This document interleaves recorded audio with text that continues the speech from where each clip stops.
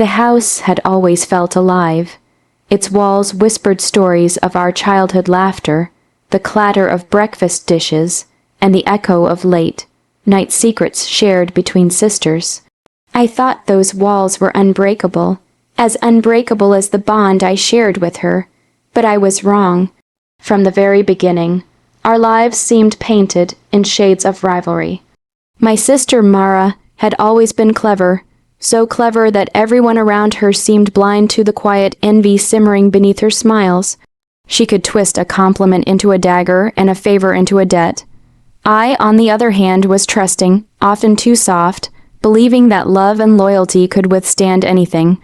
Our parents favored her in subtle ways, praising her intelligence and independence, while I was lauded for obedience and patience. I never minded, at least, not at first. I loved her fiercely, despite the creeping unease that occasionally prickled at the edge of my heart. She had that way of smiling, one that made everyone forget her cunning, and I had always thought her smile was proof of innocence. It started small, a misplaced document here, a borrowed trinket there, never acknowledged when I noticed. The THINGS, after all, generations SISTER, was SFIGHT, I reasoned, but the tension grew, unspoken and heavy, like a storm gathering behind glass. I began noticing the way her eyes lingered on my things, the way she asked questions that seemed harmless, but were loaded with intention. Every laugh we shared started to feel like a performance, every shared secret a potential weapon in her hands. Then came the subtle manipulation. Mara began suggesting changes, just little ones, to the way the house was managed. She praised the servants for minor tasks, subtly undermined my decisions, and slowly built alliances. I saw her charm work like a magnet, pulling even our parents toward her ideas. Each time I tried to confront her, she smiled, disarming me with that same infuriating grin. "I only want what's best for us," she would say, and I wanted to believe her. I wanted to. By the time the first true crack appeared in our bond, I didn't recognize the sister I had loved.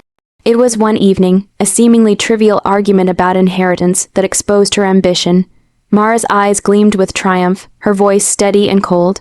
She had begun claiming more than her share, planting seeds of division. I left the room stunned, my heart aching not for the house, but for the betrayal that had taken root between us. I remember standing by my bedroom window that night, staring at the dim lights of the house we had grown up in, feeling the first sharp pang of fear.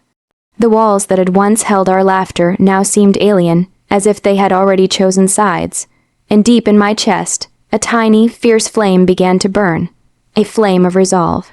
If she thought she could quietly take what was mine, she hadn't yet met the sister she had underestimated. I never imagined that someone I loved so deeply could turn into my fiercest adversary. But Mara had been planning her moves all along, weaving a trap I didn't see until it was too late.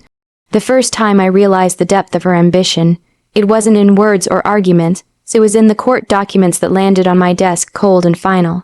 Our parents had passed, leaving the house we had grown up in as part of their estate. I had always assumed that fairness would prevail, that our childhood home would remain ours together. But Mara had anticipated every step, every loophole, and she had been working silently while I clung to the memory of our shared laughter. The papers showed her claims, her meticulous legal maneuvers, and the smug certainty of someone who believed they were untouchable. The day of the court hearing was a blur. I sat in the courtroom, heart pounding, trying to steady my voice as the judge read the documents aloud. My sister sat across from me, perfectly composed. Her lips curled into that infuriating smirk that had once seemed so innocent. Mara had manipulated everyone, the lawyers, the witnesses, even our closest family friends. And there I was, powerless to stop it, my protests drowned in the weight of her carefully orchestrated deceit. When the judge finally delivered the verdict, the words pierced me like a blade. Mara's victory was complete. And then, with chilling calmness, she leaned slightly forward and whispered, "No, Smirked. Just for me, finally, your house is mine." Every syllable echoed in my chest, and for a moment, I felt my world collapse. The walls that had sheltered our childhood, the rooms that held our memories, the very foundation of my family, All of it had been stolen from me with a smile. I left the courtroom in a daze, the winter air hitting my face, bitter and sharp. People passed by, oblivious to the storm raging inside me. I felt humiliated, heartbroken, and yet beneath the grief, a darker fire began to flicker. Mara had underestimated me. She thought my kindness and trust were weaknesses. She thought I would crumble and disappear, but I didn't. I couldn't that night, alone in my small apartment. I replayed the events in my mind, dissecting every move Mara had made. Every smile, every subtle betrayal, every lie she had spun into truth. It all became fuel for the storm growing inside me. I realized then that revenge wouldn't be impulsive.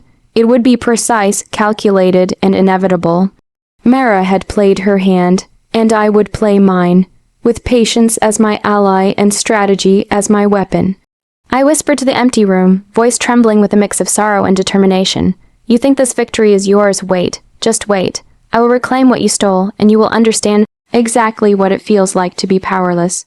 The betrayal was complete, but it was also the beginning. And in that moment, I made a silent vow. The house, the memories, and the dignity Mara had tried to take would one day be mine again, sweeter, sharper, and undeniably deserved. After the courtroom defeat, I disappeared from Mara's view not out of shame, but to gather strength. Every step she had taken, every subtle maneuver, became a lesson in strategy. I couldn't allow myself to be driven by raw anger. I had to be patient, calculating, and relentless. Revenge, I realized, was not just about taking back the house. It was about reclaiming the dignity she had tried to steal from me. I began quietly observing her life. Mara, in her arrogance, had assumed I would crumble and fade. She walked freely through the house she had claimed, laughing with her new allies and basking in her perceived triumph. She didn't notice the shadows I left behind, the quiet recordings, the carefully hidden documents, the witnesses I slowly drew to my side. She didn't notice that I had begun to learn her weaknesses, the moments when her charm faltered, the subtle cracks in her confident facade. Every night, I pored over legal papers and old family records, uncovering discrepancies and secrets Mara had ignored or thought were irrelevant. I discovered hidden agreements, unsigned wills, and financial oversights, small details that, when combined, could unravel her claims. The thrill of finding these pieces was intoxicating, yet the flame in my chest remained cold and controlled. I didn't rush, I never rushed. The perfect moment had to come. But revenge was more than legal maneuvering. I had to strike at her emotionally, too. Mara had always craved recognition, approval, and power. I began subtly manipulating the people around her, old friends, employees, and distant relatives, gently guiding them to see her true nature. I pretended to retreat, to accept her victory, even feigning despair in moments when I knew she would be watching. Her satisfaction became her weakness. Her arrogance blinded her to the storm I was quietly gathering. I remember one evening standing in the garden of the house she had stolen, invisible in the shadows, imagining the moment of confrontation. I rehearsed every word, every gesture, every calculated pause. I didn't want her to just lose the house. I wanted her to feel the weight of every lie, every manipulation, every betrayal she had dealt me. But I also reminded myself that revenge was sweetest when delivered with patience, precision, and control. The first act of my plan came quietly. A minor legal challenge, seemingly insignificant, revealed a crack in Mara's carefully constructed fortress. Her arrogance led her to dismiss it, smiling as if nothing could touch her. But that smile, that smug sense of invincibility, was exactly what I had been waiting for. I allowed it to grow, feeding her confidence, while behind the scenes, the foundation of her victory began to shake. I whispered to myself in the empty night, voice steady but eyes burning. If she thought cruelty was her gift, she hadn't yet learned that patience was mine. Soon, Mara, you will understand the cost of underestimating me. The storm was coming, and when it struck, there would be no escape. The day of reckoning arrived quietly, almost like the calm before a storm. Mara, confident as ever, had no inkling of the trap I had set. She strutted through the halls of the house she believed was hers, laughing at the thought of my absence. But I had learned that overconfidence is the most dangerous armor. It blinds the wearer to the truth lurking just beneath the surface. I walked into the courtroom with a calmness I didn't entirely feel. Every eye turned toward me, every whisper brushing against the tension in the air. Mara's smirk was there, as sharp and infuriating as ever. A reminder of every sleepless night I had spent planning, gathering evidence, and orchestrating this moment.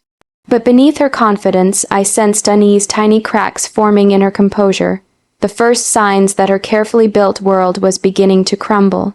I presented the documents, the evidence, and the witnesses. Each revelation struck like lightning. Letters proving her manipulations, financial records exposing her deception, testimonies from those who had once trusted her. The courtroom fell silent with every piece I revealed, the weight of truth pressing down on Mara's smug facade. She faltered for the first time, her eyes flicking with panic, her carefully practiced calm unraveling thread by thread. And then, the moment I had envisioned countless nights came. I locked eyes with her and said, softly but firmly, finally, the truth is mine. The irony of her own words spoken to me years ago hung in the air like a ghost. I could see the recognition, the horror, and the shame spreading across her face. The sister who had once whispered triumph now faced a reality she hadn't anticipated. She had underestimated me. The verdict restored not only the house, but also the dignity Mara had tried to strip away. She had lost more than property. Her credibility, her pride, and the illusion of invincibility had all crumbled in that courtroom. I could have celebrated with glee, but instead, I felt the bittersweet weight of victory. Revenge had been sweet, precise, and deserved, but it came with a cost. The family bond we had once shared could never be repaired. When I finally walked through the front door of the house, it felt like stepping into both the past and the future. The walls, silent witnesses to laughter and betrayal alike, seemed to welcome me home. I ran my fingers along the banister, remembering the childhood games, the whispered secrets, the nights Mara and I had shared as sisters.